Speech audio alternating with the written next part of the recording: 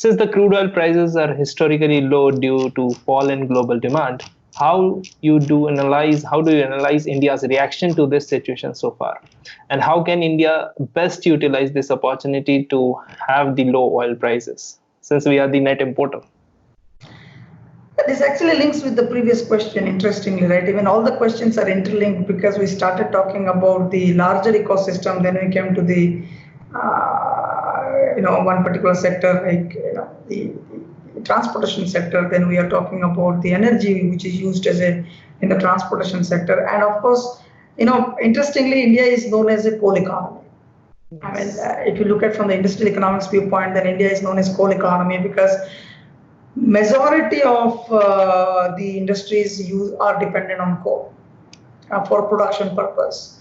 That doesn't mean we don't require oil, because oil is one of the most important policy variable. I must tell you that when 1 rupee increases in, see, for instance, let's say 5 rupees increase in edible oil and 5 rupees increase in petrol. These are two different things, right? Nobody want to talk about 5 rupees increase in the edible oil, even if the increase had got 5 rupees, but 1 rupee increase in petroleum product has a direct impact on the policy level. So it destabilizes the political ecosystem as well, not only the economic ecosystem, right?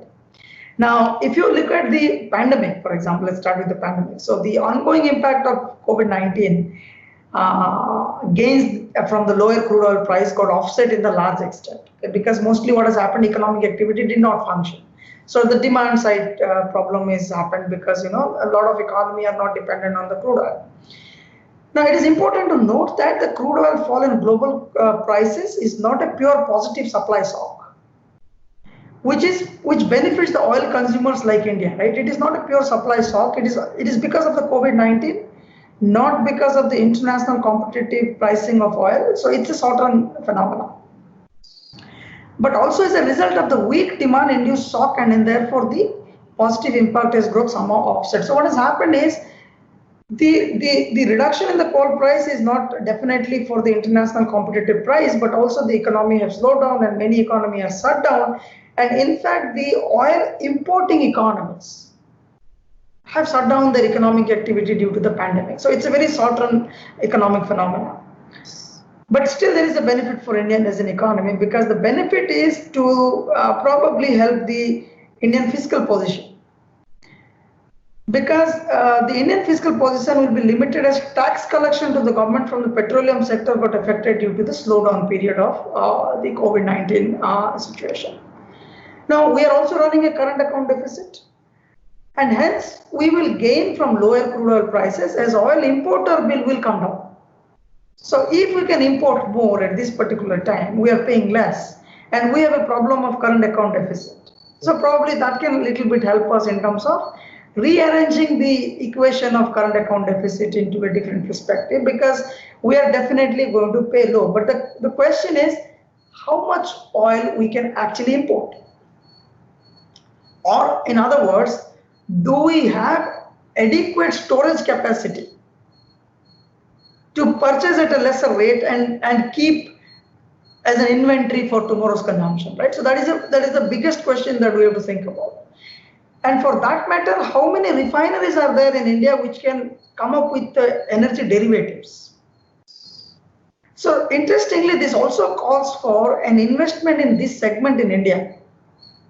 Not only in India, also in the friendly economies where India is doing overseas foreign direct investment, OFDI. So for example, when we depend on FDI, India is also investing in other economies. So ideally, India is investing in the friendly economies where business is allowed.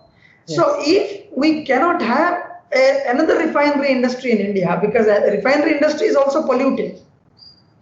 So can we invest in other economies that are favorable to Indian investment on this front?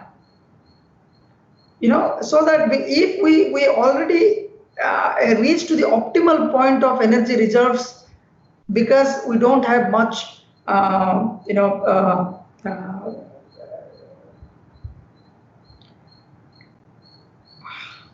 just come back.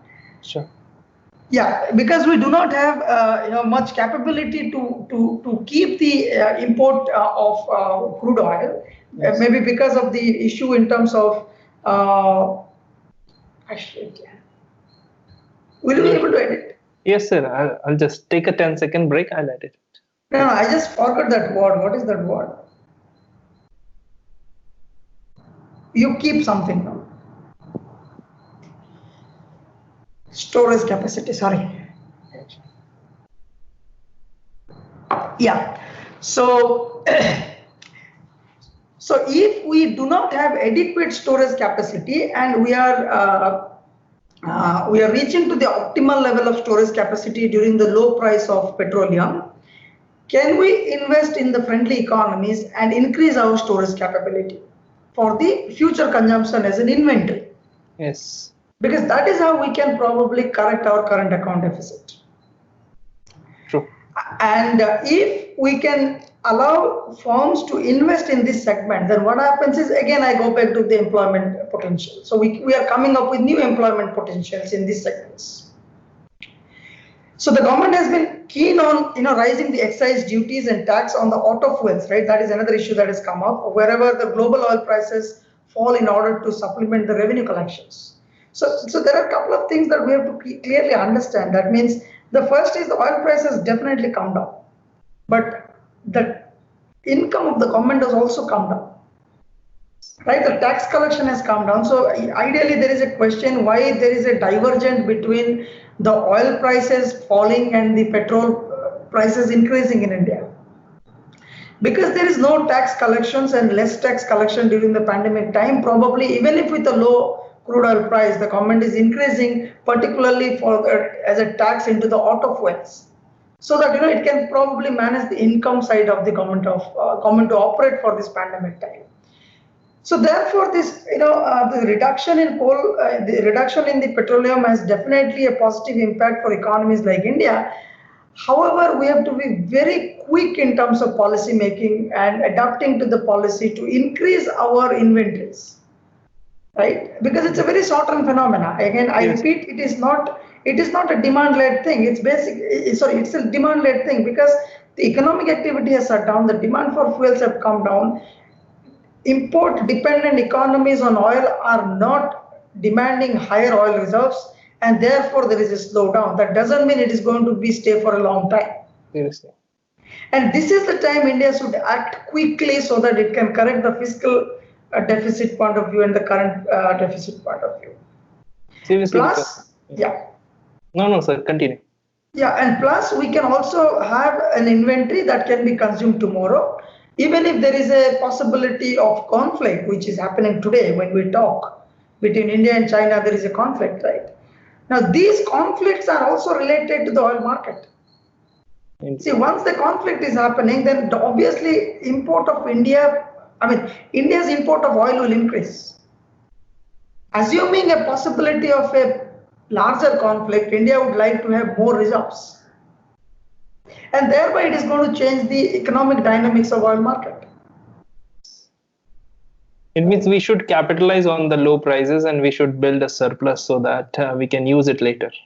We must capitalize on the low price mechanism, and we must think for the future. And also, we can encourage our firms to go and invest in other economies like China does, right? So that the friendly economies, because yes, India has been investing in some of the African economies today, and particularly there are certain petroleum companies which are investing in Africa. Can you have more investment there? Yes. So that we are having a control over the oil market also, not necessarily only the dependency on the oil market.